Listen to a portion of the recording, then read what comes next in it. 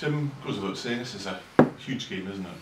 It is, yeah. It's a massive game for both teams and both sets of players. No one needs to remind us of that, but it's a great game to be involved in. And I think the players have trained really well this week, and I think we're all excited for it. Really, it's both teams have been a credit to the Championship in terms of the title race that we've had all season, and this game, there's a hell of a lot riding on it for both clubs. Obviously, the top two going head to head is a big game anyway, but you win. Gets the initiative very much in your own hands going forward, doesn't it? It almost grasps the momentum back. Yeah, absolutely. I mean, look, we've played well in the games against Raith, albeit we probably haven't had the results that any of us would have liked. I think the draw in the first game was probably a fair one, but I think in the last game, we were really good on the day, and just at 1-1 couldn't capitalise on the chances that we created, and then we got hit with a sucker punch for the winner. But we take a lot of confidence from previous performances against Raith, and we feel as if we're due to win one of these games, and no time like Saturday to go and do that. Have you been saying anything different to the players in the build up to this one, given the kind of magnitude of the fixture? Not really, no. I mean, look, the players are well aware of what's at stake, and they've trained really, really well. I think it's my job as manager to try and keep them nice and calm and try and preserve that energy for the Saturday. And they're in a good place. Obviously disappointed not to win last weekend, but played really well in the second half and created numerous chances. But credit to the Inverness goalkeeper; he was outstanding on the day. But yeah, it's a massive game, and it's a game that we're all really looking forward to, and I think there'll be a great atmosphere here. Raith Rovers are bringing a decent travelling support, and I would like to think that our fans will turn out in good numbers as well. And then it's up to myself and the players to get them out of their seat and make them make them excited. Obviously at big clubs like Dundee United, when you're not winning games, particularly when you're going for things like silverware or titles or whatever, the fans tend to make their dissatisfaction known. A lot of people after the last couple of results maybe questioning the bottle and character in the squad. Can you see why they're doing that? And related to that, do you think you've got the bottle and the character that's required to get over the line in a title race? I think supporters, up and down the country are the same, regardless of what club you're at or what level you're playing at. They want to see their team winning, and they want to see their players giving 100%, and I don't think that's ever been in question with this group of players. I think they have got the bottle and the character. We've got some really good, strong characters in the dressing room, some good senior players, and as a manager, yes, you look to them in big games like Saturday. And it's a cliched sounding question. It's about playing the game, isn't it? Not the occasion. Yeah, definitely. As I said, it's up to us to entertain our home supporters here. It's up to us to to get them out of their seats, and to do that, you've got to start on the front foot. You've got to start with a really good tempo and a good intensity, controlled aggression all over the park. Sometimes a good old 50-50 is what lifts people, and I think Saturday will be full-blooded. I think there'll be a lot of commitment there from both players, and as I said to you, we're due to come out on top in one of these fixtures, and hopefully this Saturday is the time. Just finally, team news.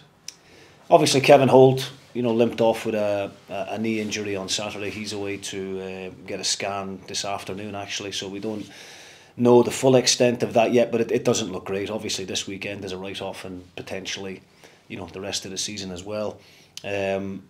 Wotherspoon is making good progress this week, and we'll push them a little bit today. We'll hope that there's no reaction in the morning, and if that's the case, then I would expect him to be involved in the squad to play some part. He hasn't trained for a number of weeks, so obviously fitness is going to be an issue, but it would be great to have a player of David's experience available in the squad, and if we needed him in the last 20 minutes, half an hour, he would be a good option for me. So other than that, we're all good. Scott McMahon is back in training, having missed last Saturday as well. So we're in a good place. Jim, it's going to be a huge crowd, 10,000 plus. Huge occasion. How important is it that the guys don't fall flat on the big stage on Saturday? Yeah, of course that is important, but I don't see that with this group of players. There has been a bit of inconsistency throughout maybe the last 10, 12 games. We've allowed the opposition to go in front too many times as well in recent games, and that's, you know, given ourselves an uphill task. So we have to, you know, cut out the individual errors that have led to some of the goals that we've conceded. There's never been any doubt about the number of opportunities and goal scoring opportunities that we've created. We probably just haven't been ruthless enough and haven't capitalised enough on those opportunities in recent weeks. But you know, these are the games as a player and for myself as a manager that you want to be involved in. You know, you want to be excited about it. You want to look forward to it. You know, we're very blessed to be in the privileged position that we're in, being involved in professional football anyway. And you know, it's important that the players don't get overawed by it and actually, you know, really look forward to it. Saturday's surely about more than just 3 points, isn't it? Well, I think the result is what's most important for both teams. Of course, we want to try and win all 3 points by playing, you know, really attractive football, but it might not be that type of game on Saturday. You know, it might be a real battle and a dogfight, and both teams unwilling to give up, you know, easy opportunities. But you know, it's a massive game for both sets of players, and you know, I think we're both coming into it on kind of similar runs of form where, you know, the inconsistencies are there in both teams. You know, I think Raith Rovers have only won 4 of their last 10-12 games, I think.